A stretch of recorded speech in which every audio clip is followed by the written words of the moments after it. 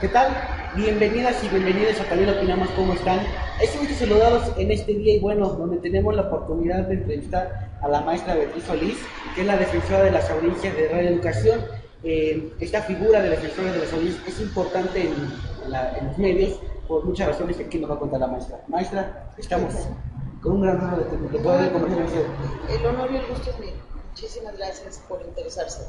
Pues muchísimas gracias, maestra. Bueno, pues primeramente la pregunta que yo creo que se están haciendo nuestro público es ¿qué es una defensora de las audiencias? Bueno, es una figura que en México todavía no tiene mucho arraigo, pero fundamentalmente nuestra tarea es ser intermediarios entre el público, entre las audiencias y el medio.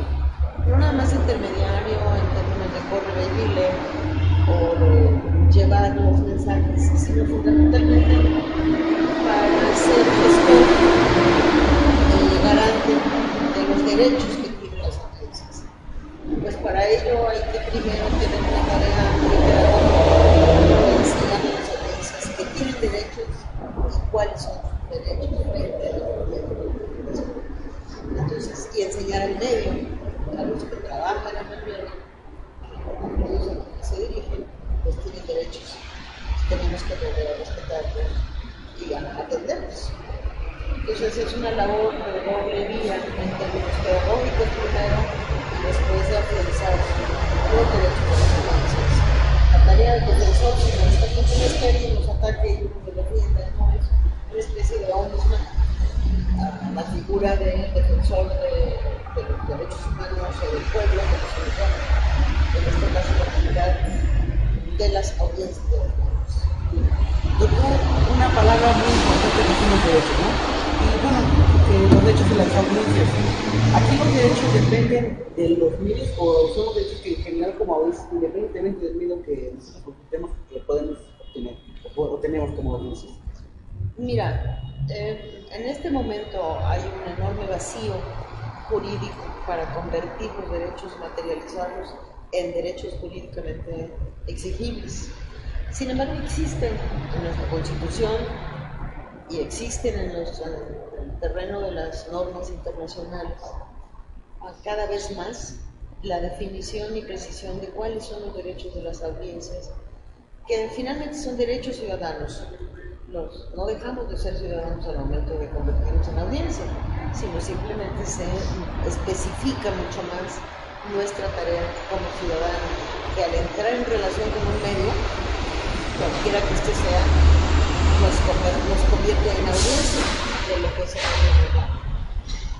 Y sí creo que hay que trabajar mucho para construir un listado de derechos y tratar de convertirlos en derechos jurídicamente garantizados, que queden garantizados jurídicamente para que realmente puedan ser exigibles. Si no, por el otro lado, quedarán únicamente como derechos que dependan de la buena voluntad de cada uno de los medios, lo cual los hace poco intangibles, a veces letra muerta, porque si depende de la voluntad del medio, pues no todos los medios tienen voluntad para respetar a sus audiencias, atender sus reclamos y mucho menos cumplir sus derechos.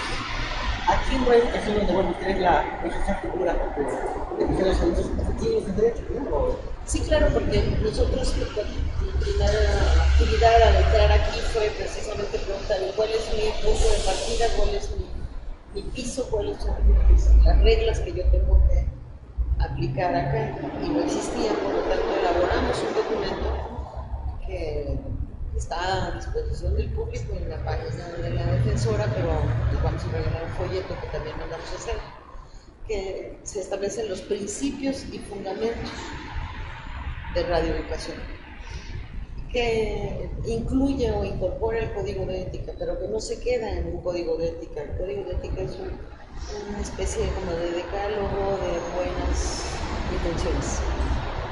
Cuando lo conviertes en principios y fundamentos del quehacer de la radio, sigue estando en el ámbito de la autorregulación, pero fundamentalmente ya va precisando recogiendo las mejores experiencias internacionales y cuáles son los grandes principios que tienen que estar incorporados en el quehacer de la radio y en la responsabilidad frente a las audiencias. Diversidad, universalidad de los contenidos, respeto a los derechos humanos, no discriminación, una serie de principios generales que no pueden estar violentados por la programación. Entonces el Radio Educación se dio a sí mismo dejaron un documento que establece cuáles son sus responsabilidades mínimas frente a los audiencias. Bueno, pues tocó, ¿no?, que aquí la figura del ombudsman de los servicios todavía no es algo que se practique mucho, solamente Radio Educación, el INER, el canal 22 tiene esta figura. ¿Usted por qué cree? El canal 11. Canal 11, gracias por decirnos. ¿Usted por qué cree que no tiene todavía esta? Porque no existe una cultura de respeto a los públicos, lo cual es muy triste. Yo creo que en principio los medios públicos, los medios que viven de presupuesto público, tendrían que tenerlo como por obligación. Y también creo que los medios privados, porque están haciendo uso de un bien de la nación, las frecuencias a través de las cuales se transmiten en radio y en televisión, están explotando comercialmente o no, comercialmente, pero están explotando un bien de la nación. Y frente a la explotación de un bien de la nación tienen que existir responsabilidades. Falta una cultura, por un lado, de los medios de comunicación, de imponerse reglas, y por otro lado, nos falta a los ciudadanos la cultura de la exigencia de los derechos como audiencia frente a los medios. Nos quejamos de los contenidos de la programación de la televisión, nos quejamos de que la radio, nos quejamos, pero no tenemos la plena conciencia, no lo materializamos esa queja en un reclamo directo al medio, de manera directa, porque no hay instancias a las cuales acudir para reclamar esos derechos, más que el medio mismo, y no todos están dispuestos a abrir las puertas para que vengan las audiencias a decir lo que dicen. Y finalmente, entonces, los pocos que somos estamos tratando de ir generando una especie de epidemia que contagie un poco a los demás medios, cuando menos a los medios públicos, y que podamos tener hacia el futuro verdaderamente unos derechos de audiencias que tengan una instancia de desarrollo. Pero sí, en este país, para la cantidad de medios que existen, más de 1.700 frecuencias, pues existen 5 defensores de audiencias. Verdaderamente el desequilibrio es grande. Sin embargo, y los medios sin las audiencias no tienen razón de ser. Los medios viven para sus y de sus audiencias. Sin audiencias un medio no existe. Entonces tendrían que tenerlos como más en la mira, tendrían que tener un poco más de respeto. Y esa es la tarea que tenemos, cuando menos los que somos pioneros en esta figura en este país. Existen otros países que lo tienen, es joven en materia de América Latina, pero por ejemplo en Argentina, con la nueva ley de servicios audiovisuales, se creó una figura de defensor del público. Es una mujer, Cinta Ottaviano, entonces es la defensora del público de los servicios audiovisuales, radio, televisión, públicos, privados, de todo el país. Es como ahí sí como una defensora de los derechos humanos, pero en materia de los públicos. Y está haciendo un excelente trabajo.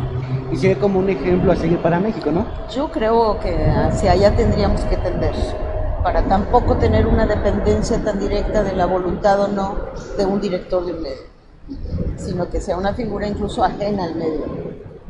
Nosotros, porque estamos dentro del medio, y aunque hay autonomía de trabajo para nosotros, pues no siempre habrá la garantía de que te respeten esa autonomía. Así es. ¿Cuál ha sido el reto más difícil que usted como defensora y que los otros cuatro pudieran tener en su trabajo?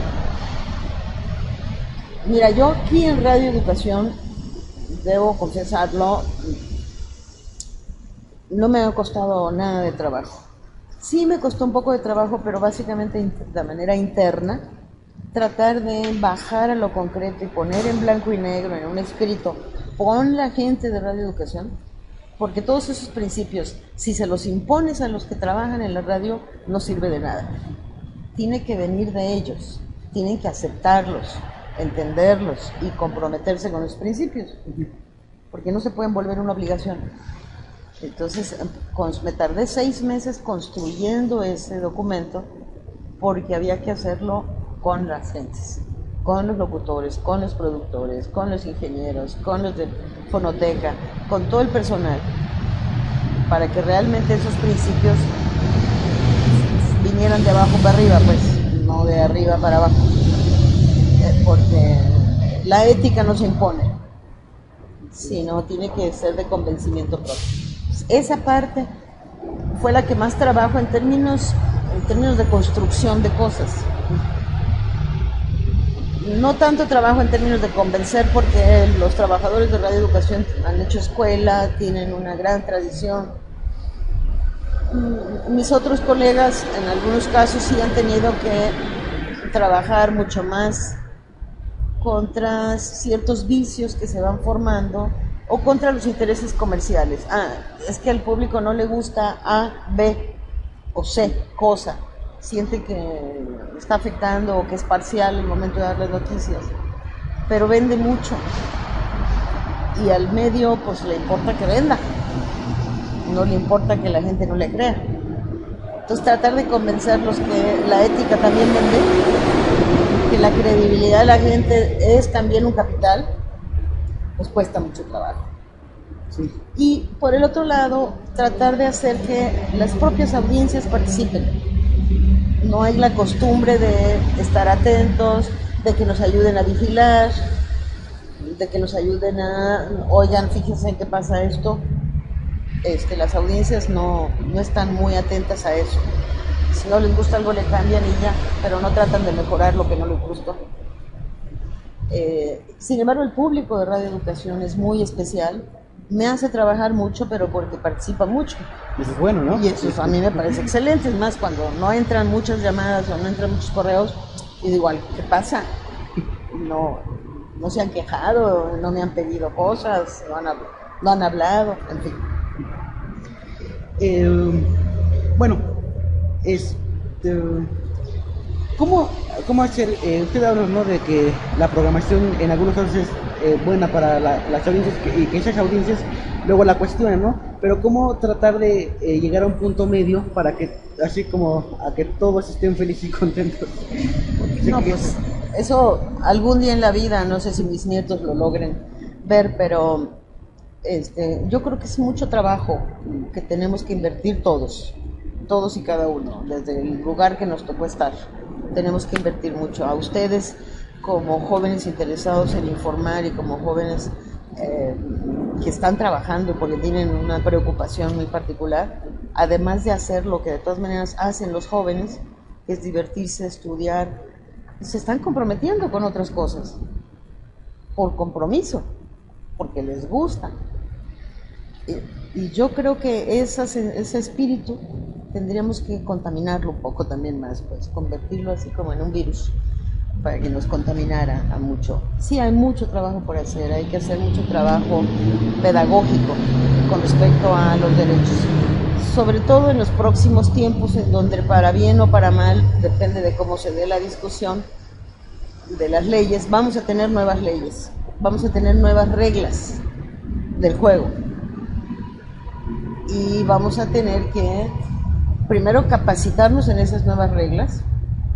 Depende de cómo lleguen las reglas, espero que se corrijan algunas de ellas, pero sí vamos a tener que aprender las nuevas reglas del juego para jugar esas reglas y después decir no funcionan o sí funcionan, pero todos vamos a tener que aprender esas nuevas reglas, los ciudadanos en general, particularmente los profesionales que se dedican a este campo. Ahí sí van a tener no solo la necesidad de hacerlo, sino la obligación. Maestra, algo que también tocó es lo de la información, ¿no? Que pues, bueno, eso se da en noticieros. ¿Usted cree que se necesita igual en diversos noticieros o en todos los noticieros, una figura que igual vigile que la información que se dé sea objetiva, imparcial, pero no tampoco caer en esa de poder decir que se pueda coartar la libertad de expresión? No, esa es una tarea de nosotros los defensores también. Es una tarea del público que tiene que estar muy atento también. Y ahorita, por ejemplo, nosotros estamos tratando de terminar, además de que tenemos ya un documento que se llama Principios y Fundamentos Generales de la Programación en general, estamos trabajando en algo que todavía no tiene nombre, pero es una especie de manual de estilo o principios editoriales de noticias, pero que, como les decía, lo tenemos que trabajar desde abajo. Los reporteros lo tienen que tener claro, tienen que estar convencidos, porque de nada sirve que le digan, esta va a ser tu regla, si no están convencidos de que eso tiene que ser, de que tienen que ser cuidadosos con la información, de que tienen que buscar las distintas fuentes, de que tienen que respetar el lenguaje, de que tienen que saber escribir, saber leer, como principio básico, con mayúsculas y con negritas. Lo primero que necesitamos hacer es aprender a leer y a escribir, en el sentido más amplio de la palabra. Leer la realidad y escribirla, reescribirla. Teniendo mucha claridad no quiere decir que la objetividad exista, no, porque no somos objetos. Todos tenemos una subjetividad para entender lo que estamos viendo. Sin embargo, ser muy claros en que tenemos que buscar el mayor equilibrio en esa interpretación de la realidad. Tenemos que respetar al público, tenemos que respetar nuestro oficio, o sea, todo esto tiene que estar establecido en un manual hasta de redacción, de cómo tiene que estar escrita una nota mínima, aquí en esta empresa de comunicación, así se escribe el español, pues. Y cuáles son los principios para cubrir una nota, cuáles son los principios éticos para no recibir ningún obsequio o premio por parte de quien te da la información, saber distinguir para decírselo al público cuando estás dando una opinión y cuando estás dando una información. Distinguir entre información y opinión es fundamental. Cuando estás dando una información que te fue pagada, porque así suele suceder en muchas informativos, ¿no? Las famosas legitimidades. Exacto. Suele suceder que a mí me pagan una información y como en la prensa a veces se puede ver que es una inserción pagada, en radio y en televisión resulta difícil distinguirlo. Yo creo que la ley tendría que exigir que todo lo que es inserción pagada o publicidad tiene que señalarse como tal y tiene que ser distinguible como tal, mediante un cintillo aquí abajo, mediante un sonido, si es para la radio, qué sé yo, algún distintivo que me permita a mí saber que eso que están diciendo, que el maravilloso automóvil que acaba de salir al mercado, pues fue pagado y no es una noticia. Toda esa serie de principios tiene que estar muy claro. Y ahorita estamos tratando de terminar ya ese manual para noticias aquí, a pesar de que ya tenemos un gran documento. Sería como una especie de ley secundaria para noticias. Sí. Maestra, tocó un tema fundamental que fue lo de las gacetillas, la información pagada, ¿no? Vemos cómo en algunos medios se utiliza en la prensa escrita. ¿Usted cree que eso, cuando no se especifica bien, afecta la información? Sí, claro, afecta mi derecho a la información como audiencia, porque yo como a una audiencia tengo el derecho de saber que lo que me estás diciendo es una información que está siendo insertada mediante un pago, que es un equivalente a una publicidad o a una propaganda, en caso de que sea de contenido político. Tengo que saber que no es nota, de que no es información, de que es una información pagada que a lo mejor me va a servir, que me va a interesar, pero sé que la está pagando el sujeto que la está emitiendo. Y para mi derecho a la información es tener una información clara, veraz, plural, certificable, confiable. A eso tengo derecho. que cuando me dices que me estás informando, me informes. Y incluso yo creo que es más valioso que tú me digas, yo te voy a informar desde la derecha, desde la izquierda o desde cualquier ángulo de la figura geométrica que quieras. Ah, perfecto. Yo ya sé que todo lo que tú me informes tiene ese interés en lo particular. Tengo derecho a saberlo y tú tienes la obligación de decírmelo. En Europa, por ejemplo, hay partidos políticos que tienen sus periódicos. Y yo ya sé que si leo el periódico de tal partido, voy a tener información con la mirada de ese partido. No, ellos tienen su derecho a informar y yo tengo mi derecho a estar informado de quién y desde dónde me está dando la información. Entonces yo ya la puedo leer con mucha tranquilidad porque tengo conciencia clara desde dónde viene y no en la ingenuidad de que esa es la verdad. No, es la verdad de ese partido político que a través de su periódico me informa, o las instituciones religiosas o los grupos que sean, o los verdes o los de la izquierda más radical, tienen su derecho a informarnos, pero nosotros tenemos derecho a saber que ellos nos están informando desde ahí, desde ese punto de vista. Entonces es un derecho en doble vía. ¿Cree que esas gacetillas, esa información pagada debería ser quitada o porque luego se manipula, ¿no? Se dice que se pasa como tal, pero creo que sí debe mejor pasarla en otro ángulo, como que usted menciona, ¿no? De que se da la información en un sentido en el sentido que se quería dar, ¿no? Como los partidos políticos, religiosos y demás. Creo que se debe quitar en el caso de la radio y la televisión para no confundir a la audiencia. Mira, no. ¿Cómo estás? En exclusiva para También Opinamos. Bueno, me lo responde si quiere ahorita porque tenemos que cortar en la cámara porque a la media hora se para. Entonces pues, sirvió para sí. El corte. Bueno, vamos a una pausa y regreso aquí en la entrevista con la maestra Beatriz Solís. Después van a editar, supongo.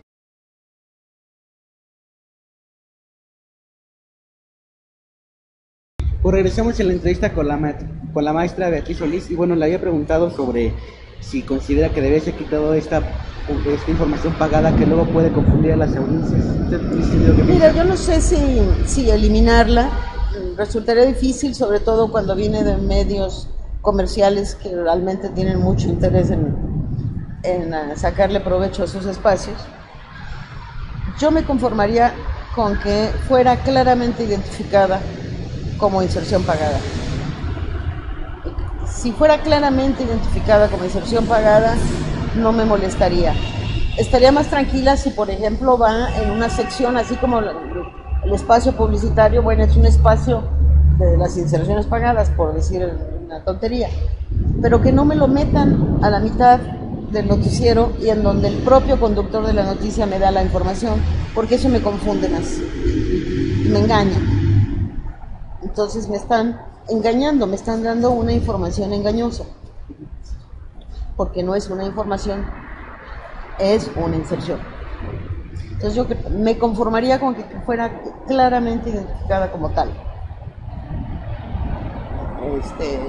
Si no lo logran hacer, pues entonces sí que se las prohíben.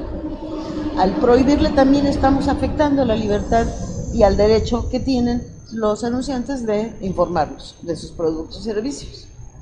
Tienen todo su derecho, pero díganme que están anunciándome sus productos y sus servicios. Sí. Nada más díganme que son anuncios. Sí, especificados. Yo ya sabré si les creo o no, o si lo compro o no, o si, en fin. Maestra, bueno, hace un tiempo las defensoras de las audiencias, bueno, 4 de ellas, incluida publicaron el posicionamiento de la defensora de las audiencias sobre la iniciativa del presidente Peña Nieto en materia de radiodifusión y telecomunicaciones, en donde, bueno, tomaron una postura sobre esta reforma y esa cuestión de la ley del sistema de público de radiodifusión en México. Bueno, pues platíquenos sobre esa postura o ese posicionamiento. Ah, caray. Sí, es premonitorio, mira. Sí, mira, como ustedes saben, después de la reforma constitucional, y lo deben haber abordado ya en su espacio, después de la reforma constitucional del año pasado, de junio del 2013, que nos generó muchas expectativas a muchos que hemos peleado en este terreno para que las reglas del juego se modifiquen y cambien en este sentido. Nos encontramos con que en el mes de marzo el Ejecutivo Federal manda su propuesta de ley secundaria para esa reforma constitucional. Y nos sorprende, nos desilusiona y nos preocupa por muchas razones, fundamentalmente porque se contrapone a lo que la propia reforma constitucional dice, porque hay una serie de omisiones que, a pesar de que están en la Constitución, acá se ignoran, y porque se atenta contra otros derechos distintos a los que están en la reforma específica en materia de telecomunicaciones. Hay un apartado, la Constitución misma obligaba a que en la ley secundaria se hablara de los derechos de las audiencias, porque la reforma constitucional establece que el servicio público, que hoy ya es un servicio público de la radiodifusión, tiene que vigilar la calidad y el respeto y garantía a los derechos de los usuarios de las telecomunicaciones y de las audiencias de la radiodifusión. Como ya la Constitución lo establece, en la ley tenían que aparecer las audiencias, los derechos de las audiencias y cómo los iba a garantizar la ley, y los derechos de los usuarios y cómo los iba a garantizar la ley. Y nos encontramos con que hay un capítulo en la iniciativa de ley del presidente en donde habla de los derechos de las audiencias. Y entonces, con mucho interés, los defensores de las audiencias nos reunimos para revisar con detenimiento qué, cómo y qué se estaba proponiendo para los derechos de las audiencias. Nos encontramos que el Ejecutivo reconocía en ese apartado solo 7 derechos de las audiencias. Para empezar, nos parecía que se quedaba corto en términos de derechos de audiencias. Tenía que ampliar ese inventario de derechos. Los derechos de los usuarios son como 40 y tantos, casi 50. Y los derechos de las audiencias, según la iniciativa de ley, son 7. ¿Cuáles eran esos 7, maestra? Básicamente el derecho a que se respeten los tiempos de publicidad y los tiempos de programación. El derecho de réplica, según lo diga la ley, que no existe. El derecho a la información, tan genérico como eso, sin materializarlo. La ley lo que tiene que hacer es bajar a lo más concreto posible, sin decirnos qué es el derecho. Bueno, pues ese ya está en la Constitución, en el 6º. Los derechos a que los medios de comunicación protejan a la infancia, a los niños, que son las audiencias más vulnerables. Los derechos a la transparencia publicitaria. En fin, una serie de derechos que además muy genéricos. Cualquier cosa podía caber allá adentro. Y nos encontramos con que decíamos, bueno, vamos a ver cómo se van a garantizar, aunque sea esos 7. Y nos vamos encontrando con que dice el Ejecutivo que esos derechos de las audiencias tienen que estar en los códigos de ética de los medios de comunicación, de cada uno de los medios de comunicación, en los códigos de ética, que no son vinculatorios. Ustedes saben que la ética y el derecho corren caminos paralelos.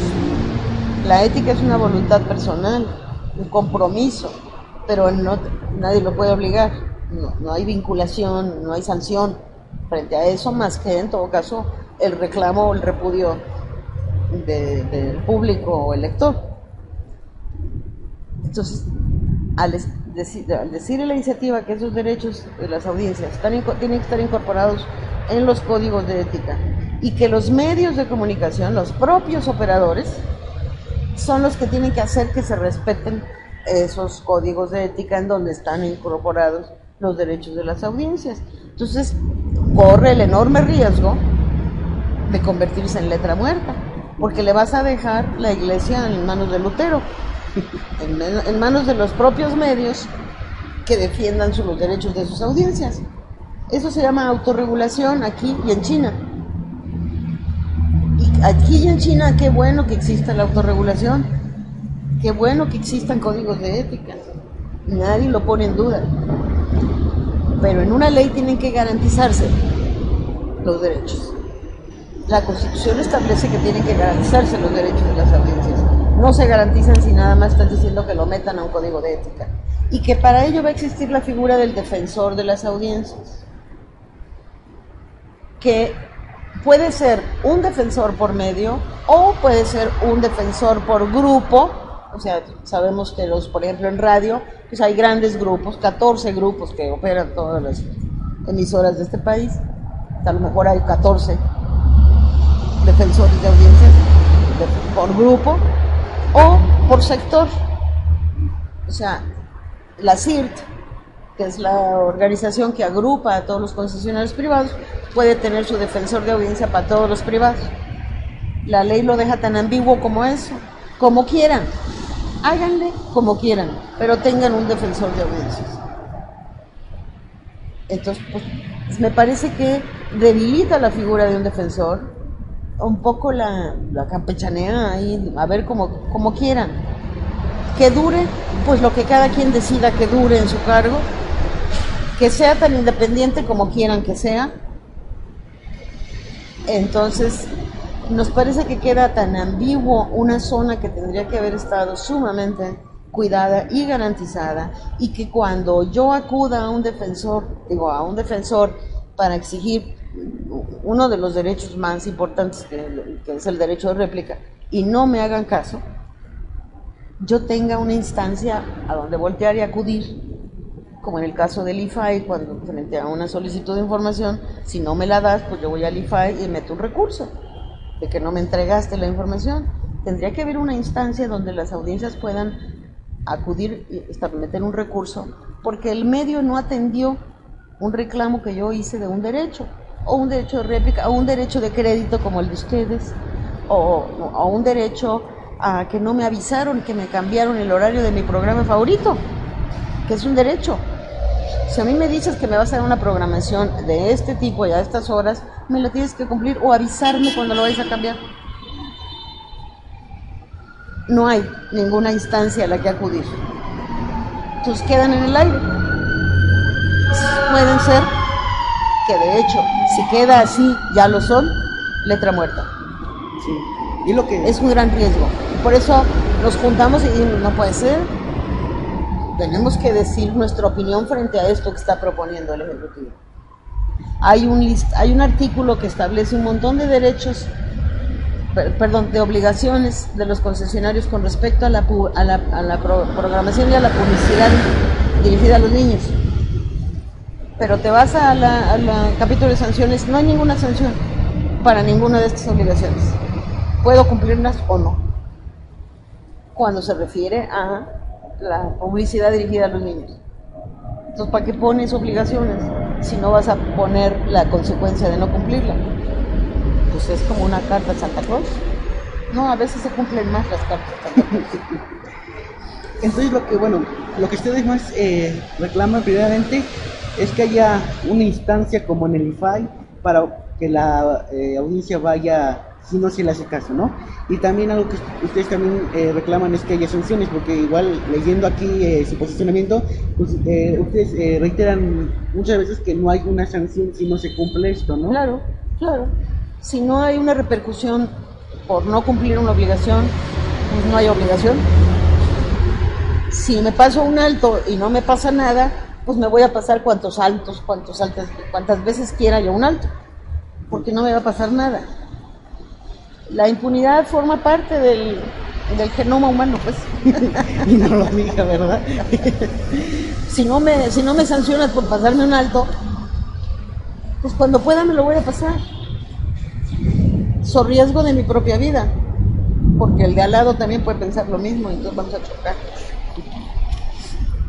Así, este posicionamiento que hicieron, se lo hicieron llegar al presidente, a los legisladores, están... No, pues al presidente ahorita ya no hay ningún caso, tampoco lo había antes, pero se entregó a cada una de las comisiones que tienen bajo su responsabilidad elaborar el dictamen correspondiente. Lo hicimos público, lo más público que pudimos, no lo insertamos como desplegado en los periódicos como suele hacer la CIR. porque no tenemos dinero para pagar una plana en un periódico, pero lo distribuimos en redes, lo distribuimos a toda la gente, pero fundamentalmente, en primer lugar, se lo entregamos a los senadores que tienen en sus manos la responsabilidad de corregir la ley. Y por lo poco que saben, ¿están algo de acuerdo, no?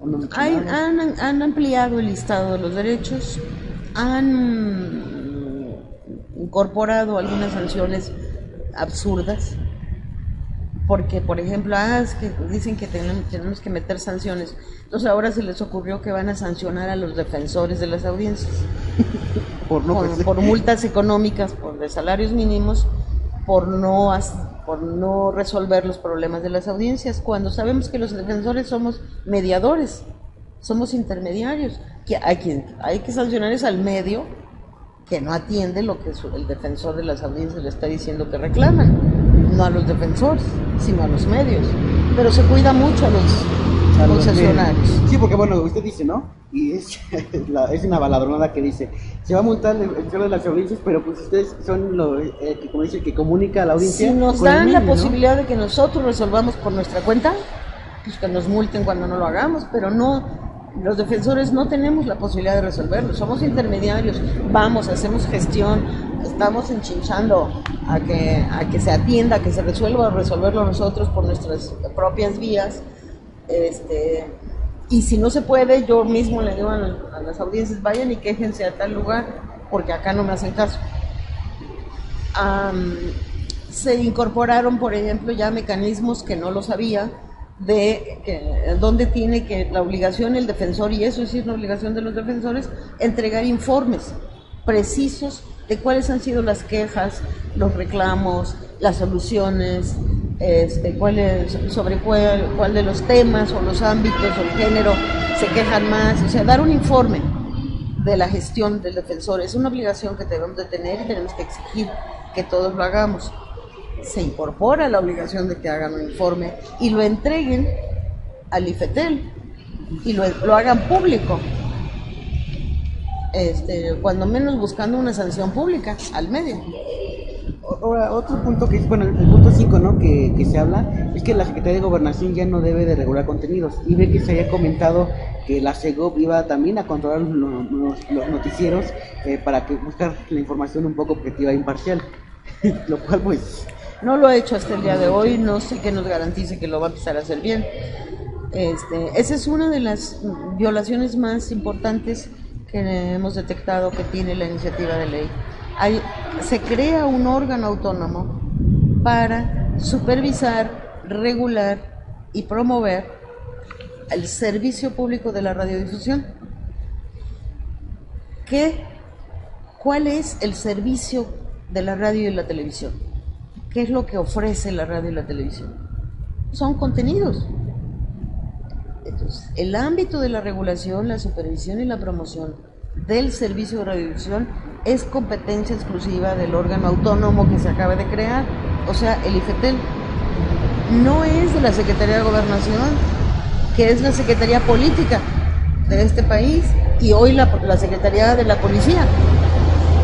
Entonces, ¿por qué los contenidos, que es uno de los derechos más delicados, pero más importantes de la democracia, tiene que estar en manos del ámbito político del Ejecutivo Federal, si es que ya hay un órgano autónomo, que para eso se creó, y de una de las secretarías en donde menos tendría que estar el tratamiento de los contenidos, que es la información? Entonces sí hemos estado ahí peleando. Yo soy parte de la Asociación Mexicana de Derecho a la Información, que hemos estado peleando y elaboramos una iniciativa de ley alterna para regular la reforma, cosa que no se ha tomado en consideración para el dictamen. Entonces sí pensamos que los contenidos no pueden estar bajo la atribución del Ejecutivo Federal, mucho menos de la Secretaría de Gobernación. Hasta hoy han estado, y hasta hoy no han hecho nada por mejorar la calidad de los contenidos. Entonces ya pasó su tiempo de prueba, me parece. Y sobre todo por el punto que tocaba, ¿no? Que fue el último, en el que decía que pues se podría regresar o da a entender los viejos prácticas que se dieron en las antiguas décadas, ¿no? Claro. El control en los noticieros. Pues si regresó el PRI a la presidencia, van a regresar y están regresando las mismas prácticas. Lo traen en el ADN. Es su naturaleza, como es su naturaleza autoritaria, pues. Sí. Otro punto que es que no es el último, es el séptimo, donde se ve la autonomía, ¿no?, al titular de la Defensoría, y donde también se decía que bueno, sobre todo en la renovación de los defensores, porque había tocado el punto de que pues que podían estar hasta 15 años y poder una y otra, y ustedes decían que nada más 2 años y que podían nada más una vez renovarse y hasta ahí, ¿no? Sí, pueden estar hasta 3 años, aquí en Radio Educación se está 3 años, porque sí resulta importante ir acumulando experiencia, pero tampoco permanecer ahí y perpetuarse en el cargo, porque se puede generar una serie de vinculaciones y de entramados poco deseables para el ejercicio de la función.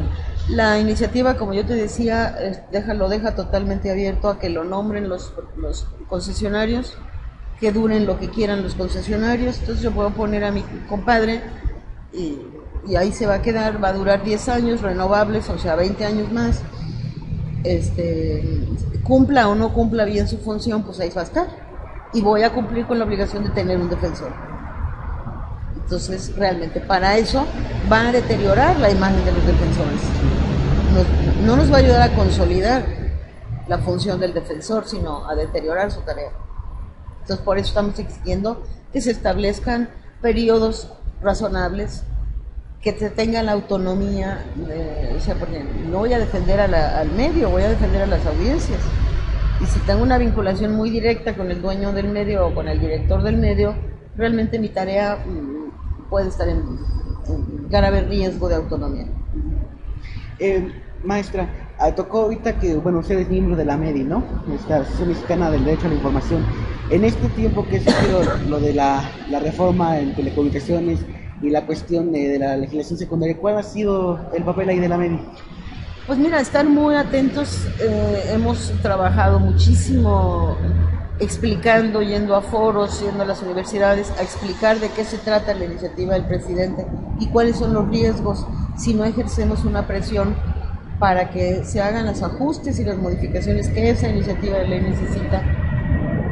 Los legisladores reciben presión por parte de las empresas, les falta presión por parte de la sociedad. La sociedad misma está haciéndose a un lado cuando se están definiendo reglas que le van a afectar de manera directa y fundamental. Entonces hemos estado trabajando mucho, informando de qué se trata, estando permanentemente en el Congreso, vigilantes, llevando propuestas, encaminando propuestas. Se crea el foro el Frente por la Comunicación Democrática, armamos la cadena humana. En este momento, precisamente ayer tuvimos una reunión y va a haber otra el viernes, en donde ya frente a la inminencia de que en unos días más se vaya a presentar el dictamen, sí necesitamos la presencia de la sociedad, tanto físicamente ahí, aunque no quepamos, pero ahí en las sesiones de las comisiones dictaminadoras, porque tienen que ser públicas, las restricciones que no quepan, y lo van a organizar en salones muy chiquitos. Están muy al pendientes, escribirles correos a los legisladores, decirles, tú me representas, ¿cómo vas a votar en ese sentido? Yo quiero que se vote por este lado, quiero que se defienda este derecho.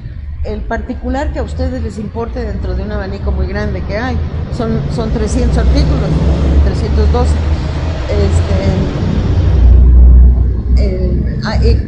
La presión que los chavos ejercieron en las calles cuando protestaron por el grave riesgo de la libertad de Internet que estaba en esa iniciativa de ley, surtió efecto. Con la cadena humana, ¿no? Se preocuparon, cayeron en la cuenta muchos legisladores que no leen las iniciativas, cayeron en la cuenta y dijeron, ay, de veras que vamos a aprobar esto, que va a afectar de manera fundamental el derecho. Y como para los jóvenes el Internet ya resulta una necesidad de primera línea, pues salieron a las calles. Ahora, me parece fundamental, qué bueno que se hizo, pero no es el único factor que hay que presionar para cambiarlo. Surtió efecto, pues vamos a presionar por los demás para que también surtan efecto. Entonces estamos tratando de establecer otro tipo de acciones que tenemos que emprender para ejercer la presión que le hace falta a los legisladores, porque reciben la de las empresas, te digo, pero no reciben la de la sociedad. Sí, el cabildeo, ¿no? Famoso. Y bueno, tocó lo de la cadena humana, ¿no? El no más poder al poder, lo del Frente Democrático. ¿Usted qué balance hizo de esa cadena? Que bueno, nos dijo, ¿no? Que sí se pudo frenar esa cuestión que atentaba contra los derechos de Internet, pero ¿qué efectos tuvo así en lo general para el propósito que se está haciendo? Mira, para empezar a llevar a la calle el tema, hacer que la gente se preguntara qué pasa con este asunto, hacer que se preocuparan los legisladores, un poquito, no les quitó el sueño, pero sí les preocupó a algunos, hacer que otros legisladores se incorporaran al frente, porque tenemos legisladores dentro del frente, sí, y de todos los partidos. Corral que un poco ha servido como cabeza y como líder en este tema, pero se han incorporado otros legisladores.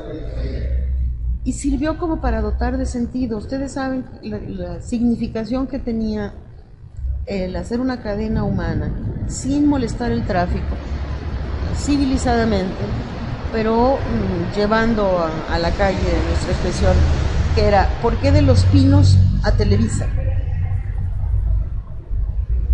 Porque eran los dos puntos en donde hubo acuerdo para hacer la iniciativa. Por otro lado, porque en medio de Los Pinos y de Televisa está el Senado, físicamente. Y porque en una iniciativa de ley que empezó y terminó o en Los Pinos y en Televisa, o en Televisa y en Los Pinos, lo que faltaba en medio era la sociedad. Y que ahí estuvo, inclusive y entonces había que llenar el espacio vacío entre Televisa y Los Pinos y llenarlo de sociedad. Y entonces para nosotros era muy importante, para empezar, lograrlo, porque le estábamos midiendo por metros más de 7,000 personas tomadas de la mano para llenar ese espacio en metros cuadrados, bueno, en metros lineales, y se alcanzó esa meta. No contamos, porque no llevábamos contador, pero se pudo llenar el espacio. Sí, se vio que muchas personas, se lo digo porque nosotros ahí estuvimos y bueno, conversamos con Javier Corral, Denise Dresser, Manuel Camacho y demás. Y bueno, se vio que había mucha gente que pasaba y se solidarizó con la cadena, ¿no? Que hubo ese interés, ese ímpetu por la misma. Pero bueno, ya para ir aterrizando un poquito. Sí, ya nos tenemos que retirar. Sí. ¿Qué mensaje, ya para concluir, qué mensaje le daría a los chavos que ven la entrevista, a los no tan chavos? ¿Qué les diría a nuestras audiencias? Bueno, por un lado, agradecerles que estén oyendo la entrevista, que la estén viendo, que estén presentes. Por otro lado, que se interesen en este tema, quieran que no son sujetos interesados en este tema. Las telecomunicaciones y la radiodifusión son servicios públicos que satisfacen necesidades sociales. Están en su recámara, en el bolsillo, en su automóvil, en todos lados. Por lo tanto, nos debe importar qué es lo que va a pasar con su destino. Agradecerles que los apoyen a ustedes en este esfuerzo y decirles que se informen, que revisen las iniciativas de ley, que pregunten, que acudan a la página No Más Poder al Poder, porque ahí estamos tratando de traducir cosas que son complejas en la iniciativa, y que se sumen a exigir sus derechos, y que sepan que como audiencias tienen derechos. Pues maestra, estamos muy agradecidos por esta conversación que tuvimos, y bueno, pues le dejamos el espacio abierto para cualquier cuestión en ese sentido. Igualmente. Y pues le agradecemos también por todo. No, al contrario. Porque también como defensora hace tiempo recurrimos a usted y se lo agradecemos aquí en la cámara. Otra vez le agradecemos. Bueno, pues esto es También Opinamos, donde tuve la oportunidad de conversar con la maestra Beatriz Solís, defensora de las audiencias de Radio Educación. Esto es También Opinamos, parece la bien, nos vemos en la próxima.